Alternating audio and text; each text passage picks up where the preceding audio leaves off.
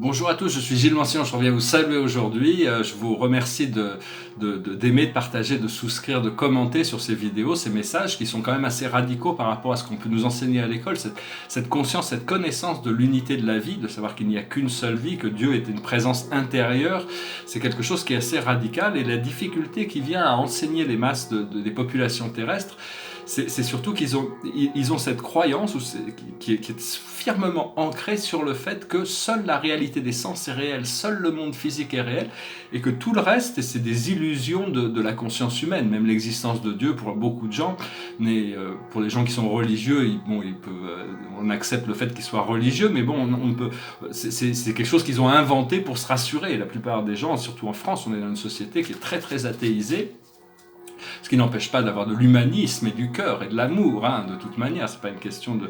Mais enfin, il arrive un moment où on est obligé de s'élever pour pouvoir accepter cette relation avec la source, pour pouvoir s'élever plus, hein, de toute manière. Et il va falloir changer tout le mode d'éducation. On ne sait pas encore comment ça va se passer, mais il y a tout un procédé d'éducation sur le fait qu'on est des êtres multidimensionnels. On a un corps physique dans la deuxième dimension, une perception sensorielle dans la troisième dimension et un corps émotionnel dans la quatrième dimension. Une fois que le corps émotionnel, physique et mental sont en alignement, on arrive à s'élever dans les plans supérieurs de la cinquième dimension. Pour utiliser j'essaie de réfléchir un petit peu sur des approches, parce que je sais que je vais être amené à parler à des publics beaucoup plus vastes, donc il faut trouver des approches qui sont suffisamment simples. La caverne de Platon, pour ceux qui... Je recommande vous devez connaître cette métaphore, cette allégorie de la caverne de Platon dans la République. Je crois que c'est à la fin du 7e chapitre, c'est très court. Enfin, il y a plein de petites vidéos qui expliquent la caverne de Platon, hein. Je ne vais pas la répéter, mais il y a ceux qui vivent dans la caverne, qui sont dans la troisième dimension, les projecteurs, ceux qui projettent les ombres, qui sont dans la quatrième dimension, et Platon nous invite à sortir de la caverne pour aller voir la lumière réelle en dehors de la caverne. Et une des conclusions de cette caverne, c'est que quand même, qu'on peut extrapoler, disons, c'est qu'il considère qu'il vaut mieux être l'esclave du plus grand tyran de l'univers sur la terre réelle, plutôt que de rester enfermé dans la caverne. Mais c'est comme, il vaut mieux être le plus humble des immortels. On a plus de connaissances en tant qu'être le plus humble des immortels que le plus connaissant des mortels, ou le plus riche, le plus puissant des mortels. Mais on a tous cette capacité, on a cette vie qui nous est donnée pour reconnecter à cette nature éternelle. C'est juste une question de lâcher prise sur toutes ces choses du procédé mental qui nous retient encore dans cette réalité. Je suis désolé un petit peu parce que bon, je pourrais remettre certaines choses en question sur mon procédé de vie. J'ai aucune raison de remettre les choses en question. Les choses arrivent, c'est juste, des fois il y a un peu d'impatience, et donc le fait de la platitude du monde physique autour de moi me force, m'inspire, m'encourage à passer beaucoup de temps dans des dimensions supérieures. Donc bon, c'est là où je profite.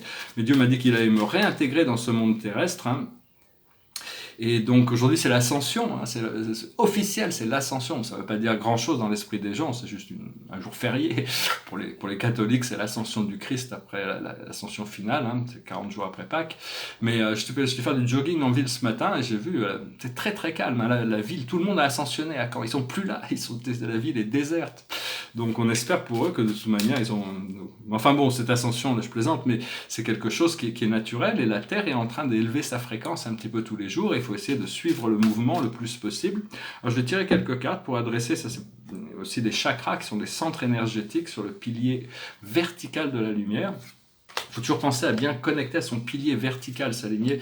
On a la croix de la matière horizontale, le temps linéaire, et on a le pilier vertical. On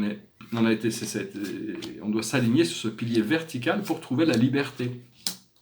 Alors les chakras, c'est des centres d'énergie subtils qui sont connus en Asie, hein, la plupart des Asiens, enfin beaucoup plus connus en Asie qu'en Occident. Ici, c'est plus c'est toujours des fantaisies de l'esprit humain qui ont inventé ces choses pour se rassurer, hein. C'est un petit peu quand on écoute les gens parler de ça, les matérialistes, les scientifiques matérialistes, mais ce sont des réalités réelles, hein, ce sont des réalités plus réelles même que beaucoup d'autres réalités qui sont beaucoup plus relatives, parce que ces chakras d'énergie sont des roues qui tournent, des cœurs, des centres, et ils sont tous universels, et on peut faire des méditations et demander aux anges de nous aligner tous nos chakras, hein, ou toujours quand on ancre une lumière, c'est bien de la faire circuler, l'ancrer dans chacun de nos chakras.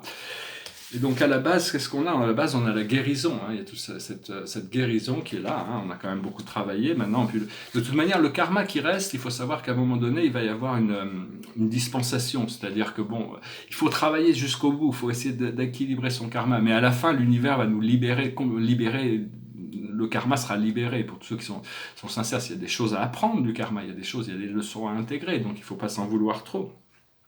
Au niveau des plans terrestres, on est protégé, c'est la protection. On protège aussi des valeurs, on protège des idées, on protège une vision. Et on est protégé par nos guides. Appelez vos guides, ils sont toujours de bonne compagnie, de toute manière. Tu vois, des fois, quand je fais ma méditation, j'imagine un cercle de lumière avec des chaises très confortables autour de moi, ce qui fait, puis de temps en temps, il y a de mes guides qui descendent, c'est agréable de pouvoir s'asseoir avec eux, pouvoir converser télépathiquement.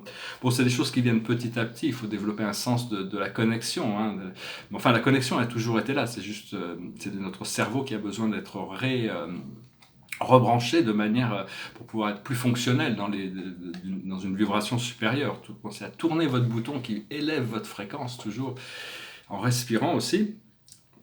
Au niveau du plexus solaire, le troisième chakra, on a la richesse, on a l'abondance, on a toutes ces choses merveilleuses qui rayonnent, qui sont là. Cette richesse, la pauvreté n'a jamais été associée avec la divinité. C'est des programmes de manipulation qui ont fait croire qu'il fallait être pauvre pour être spirituel, parce que ceux qui contrôlaient le pouvoir des religions se sont dit s'ils restent pauvres, on peut les contrôler beaucoup plus facilement que s'ils reprennent leur pouvoir de créateur, on n'aura plus aucun contrôle sur eux. Donc il y a eu beaucoup de manipulation à travers le temps.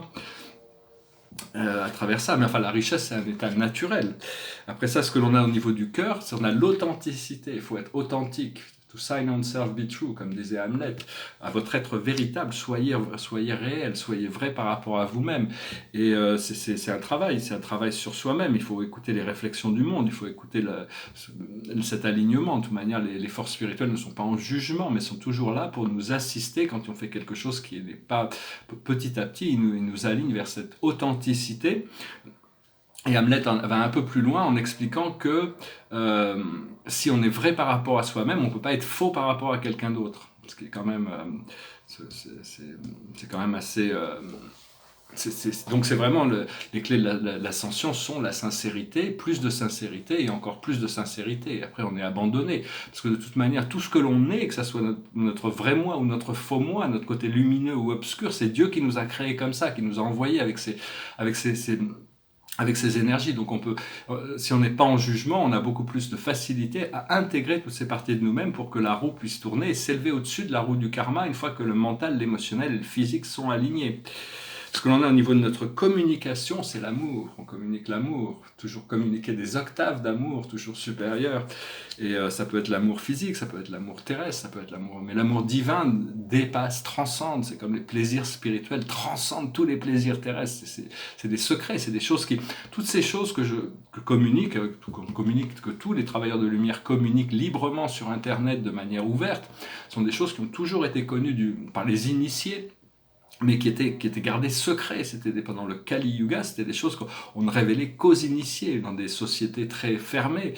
Toutes ces choses, cette connaissance de la loi de l'un, toutes ces choses ont toujours été connues, hein, mais c'était juste que bon, c'était pas le moment, l'humanité n'était pas prête. Maintenant, il y a un éveil collectif, donc c'est important de communiquer le plus possible sur ces valeurs. Les valeurs, l'amour, c'est une valeur quand même assez sûre. On peut dépendre de l'amour de Dieu. Jamais, une fois qu'on l'a découvert, on ne peut plus notre esprit mental peut nous faire sortir, mais on peut toujours le retrouver. Hein. C'est pas quelque chose qui va disparaître, qui a toujours été. L'amour, c'est la glu du cosmos.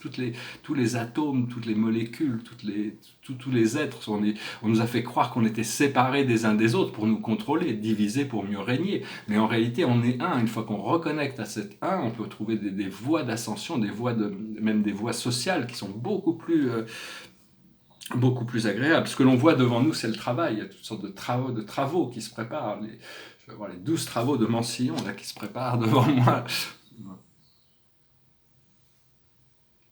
Et donc, beaucoup de travail. Mais le travail, c'est pas du travail pénible. Ce qu'il faut, c'est trouver un travail qui nous apporte de la joie. C'était dans un livre qui s'appelait « Les conversations avec Dieu », où Dieu explique que le jour où l'homme a trouvé un travail qui est synonyme de joie, parce Confucius en avait déjà noté ça, hein. Une fois qu'on arrive à mettre le mot travail synonyme de joie, l'effort de servir, de créer, de produire, devient un plaisir, un bonheur. Donc il faut essayer de s'orienter, il faut essayer de lâcher prise, bien que bon, il y a beaucoup de gens qui font du travail pas par survie, par nécessité de survie. Mais petit à petit, on va pouvoir trouver des avenues qui vont nous permettre de nous exprimer à l'intérieur d'un travail qui nous rapportera, qui nous comblera au niveau financier, mais qui en même temps nous comblera au niveau de l'effort créatif qu'on a besoin de faire. Et au niveau de la couronne, on a la justice, c'est-à-dire les choses, même si des fois la justice est retenue dans l'attente d'une résolution, éventuellement les choses finissent toujours par se résoudre.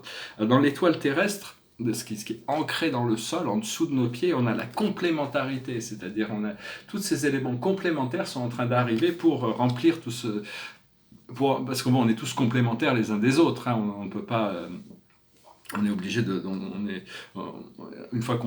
quand on est connecté avec tous les éléments qui font quelque chose fonctionne, les choses fonctionnent naturellement, hein, chacun trouve sa place. Et ce qui vient de notre étoile de l'âme, c'est l'écoute. Apprendre à être plus à l'écoute, hein, plus à l'écoute. Que ce soit dans tous les domaines, on a 2 yeux, mais on a 2 oreilles et une bouche. C'est-à-dire, on n'a qu'une seule bouche. C'est-à-dire, il faut parler que 20% du temps. Et les 40% du temps, il faut regarder, et 40%, il faut écouter. Bon, il faut tout le temps écouter, il faut tout le temps regarder, mais il faut parler moins et écouter plus. Parce que la vie nous envoie des signes tout le temps. La vie, la conscience supérieure est à l'intérieur des êtres que l'on rencontre.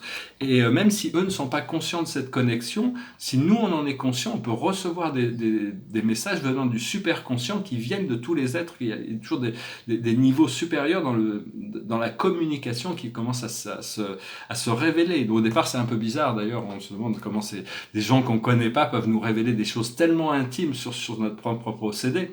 Mais en réalité, c'est pas eux-mêmes, c'est pas les gens, leur âme incarnée, c'est la présence du divin à l'intérieur de nous qui utilise leur flot d'énergie vibratoire, leurs mots, pour arriver à intercaler certains mots qui nous informent sur certaines choses. Donc c'est tout un procédé. Mais enfin, il faut commencer, c'est toute cette ascension aujourd'hui, c'est l'ascension, j'espère que vous passez une bonne ascension. Savoir que tout ce que l'on a ici, c'est que des prêts. On nous prête un corps physique pendant un temps. On nous prête tout ce que l'on a. Il n'y a rien. On n'est pas propriétaire de rien. Hein, de toute manière, même si on peut acheter une maison, je me languis de pouvoir acheter une maison, un jardin pour être chez moi. Mais c'est chez moi. Je ne suis que je n'en serai que le gardien. La propriété privée, c'est quelque chose de très temporaire. Parce que de toute manière, quand on arrive les mains vides, et on repart les mains vides, hein, de toute manière, de ce programme terrestre. Et donc tout est vraiment un prêt. Hein. Il n'y a que Dieu qui est permanent, cette connexion à Dieu qui est permanente. Et tous les noms que l'on a, tous ces égos, c'est juste des alias. C'est-à-dire, bon, en réalité, on a un vrai nom éternel qu'on connaîtra un jour. Savoir que Dieu est réel, mais tout le reste, c'est des fantaisies. Hein. Et cette connexion à Dieu a toujours été là, vous l'avez toujours eu, c'est juste que... Bon, après ça, le mot Dieu est parfois difficile à interpréter parce que beaucoup de gens associent cette présence de Dieu, à cette connaissance, ce mot, à des religions, à des concepts religieux qui se sont séparés parce que bon, les dogmes des religions étaient trop sévères ou trop moyenâgeux, disons. Et donc je vais essayer de voir pour utiliser plus le mot créateur ou le mot source, ou le mot... Enfin bon, c'est juste pour faciliter la compréhension et qu'il n'y ait pas de blocage, parce qu'il y a certains mots qui créent des tensions à l'intérieur. Le mot mariage, argent, Dieu, c'est des choses qui différentes personnes auront des réactions totalement différentes par rapport à ces mots, qui sont des mots assez puissants, qui peuvent pousser des boutons à l'intérieur. On va s'apercevoir, on nous a menti aussi sur beaucoup de choses, bon c'est pas très grave, parce que ça fait un plaisir de les redécouvrir, c'est que notre système solaire, il y a des civilisations très avancées qui vivent dans notre système solaire, comme Vénus qui est juste à côté de nous, c'est une civilisation très avancée, et Jupiter qui est Saturne, et il y a toutes sortes de civilisations qui vivent dans notre système solaire. Un jour on pourra bientôt reconnecter avec eux.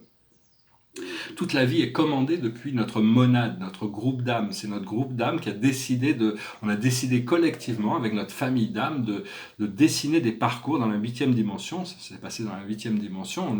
On a décidé de se manifester comme âme individuelle pour participer à un programme d'évolution.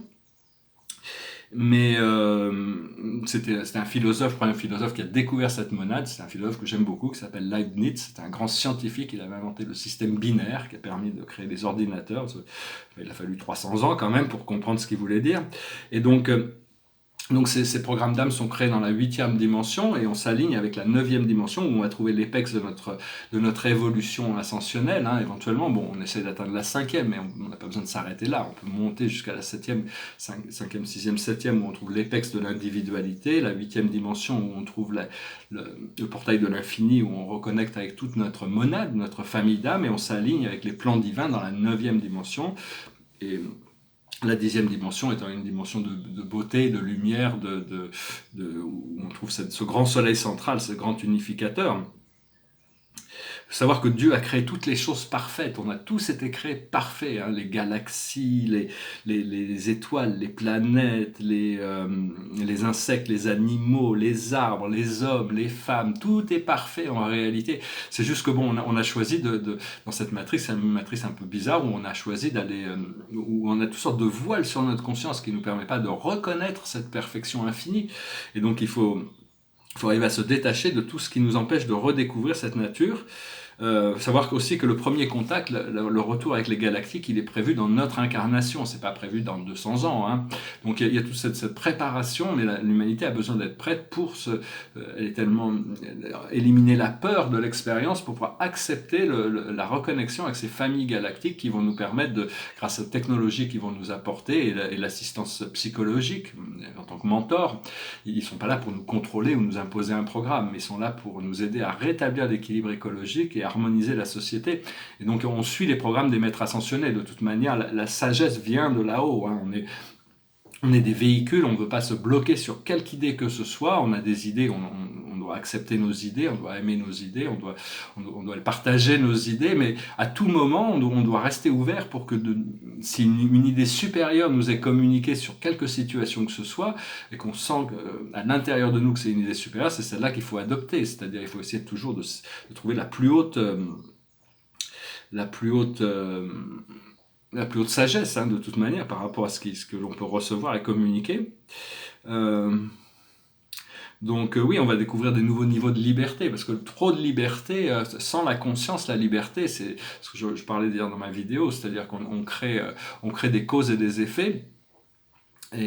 Mais si on a trop de liberté, on peut créer des mauvaises causes. Donc il vaut mieux quand même, on peut donner beaucoup de liberté, mais il faut la donner progressivement. La liberté, c'est pour ça qu'on a quand même certaines restrictions. On est limité à la Terre, parce que sinon les hommes auraient déjà détruit le système solaire, ils auraient tout pollué, ils auraient envoyé des lasers partout, des bombes atomiques partout. Donc pour le moment, on ne pourra découvrir l'univers que quand on se sera pacifié. Et donc ce qu'il y a, c'est qu'il faut apprendre à avoir la foi, parce qu'on est aveugle, vraiment, on ne sait pas ce qui arrive demain, on a des éléments, je suis assez réceptif à la vision, donc mon esprit me communique sur beaucoup de choses, beaucoup d'éléments, mais j'ai pas les éléments du pulse qui me permettent de mettre le pulse ensemble, donc il faut que j'accepte de naviguer aveugle. Donc voilà, non, parce que bon, la vie, cette vie, c'est un petit peu tous les matins, c'est un petit peu comme si on rentrait dans notre corps physique, c'est comme dans un jeu vidéo et on commence une nouvelle partie. Mais quand on joue un jeu vidéo, on est clair que bon, le jeu c'est le jeu et nous c'est nous. Alors que ici, quand on rentre, on a tendance à s'identifier avec les paramètres du jeu. Et une fois qu'on a passé un niveau, on arrive au niveau supérieur qui est complètement différent. Il y a des règles nouvelles, il y a des nouvelles champs d'exploration. Donc il faut apprendre il faut comprendre qu'on est notre corps physique, c'est quelque chose qu'on doit pouvoir contrôler depuis les plans subtils, depuis les plans intérieurs. On a cette possibilité, on est en train de trouver cette expansion à l'intérieur de nous. Voilà, j'espère que cette vidéo aura été intéressante pour vous. Je vous souhaite une bonne ascension. Ici, c'est les deux grandes galaxies, Andromède et la Voie lactée. Ici, c'est aussi la Voie lactée. C'est un tableau sur les plans célestes principaux de notre super univers. Je vais finir avec une chanson qui me passait par la tête. En me réveillant ce matin, elle était vraiment dans ma tête, donc je vais la chanter. C'est une chanson, c'est un appel à aller en Californie, à Los Angeles. Los Angeles, ça a été une ville qui a été très très bonne avec moi. J'ai vécu 7 ans là-bas. J'étais à l'université, j'ai ouvert une grande galerie, j'ai failli me marier. Enfin, j'ai eu plein d'aventures là-bas. C'est une ville, et donc c'est une ville qui a toujours été très agréable pour moi, donc je vais peut-être y retourner, hein, je sais pas, des fois il y a des choses, des fois je me demande est-ce que c'est mon passé qui me revient, ou est-ce que c'est quelque chose du futur qui m'appelle, on verra bien de toute manière, hein, il y a beaucoup d'éléments, mais enfin bon, l'esprit a plutôt tendance, des fois il ramène des mémoires du passé, mais il a plutôt tendance à nous projeter vers une possibilité d'un futur de toute manière, donc voilà, je vais chanter cette chanson, c'est une vieille chanson, it goes like this. All the leaves are brown, the leaves are brown, and the sky is grey, the sky is grey. I've been for a walk, on a winter's day, on a winter's day. I'll be safe and warm, be safe and warm, if I was in LA, if I was in LA. California dreams, California dream, on such a winter's day. I stopped into a church, I passed along the way. Oh, I got down on my knees, and I pretend to pray, I pretend to pray. You know the preacher likes the cold, preacher likes the cold. He knows I'm gonna stay, knows I'm gonna stay. California dream, California dream, on such a winter's day. All the leaves are brown, the leaves are brown, and the sky is grey, and the sky is grey. If I didn't tell her, if I didn't tell her, I could leave today, I could leave today. California dream, California dream, on such a winter's day. Voilà, hein, c'est pour ça que je parle de l'automne, mais ici, alors qu'on arrive dans l'été, donc c'est assez agréable. Mais enfin, ça n'empêche pas que cette attraction vers la Californie, on verra bien de toute manière comment les choses se déroulent. Enfin bon, le bonheur se trouve là où on est, hein, c'est là où on le cultive, c'est là où on est, donc je sens qu'il y a toutes sortes de choses merveilleuses et magiques qui sont potentielles, donc soyons prêts. Je vous souhaite une excellente journée, une excellente ascension. Je vous remercie pour tout, puis je vous dis à bientôt. Namaste.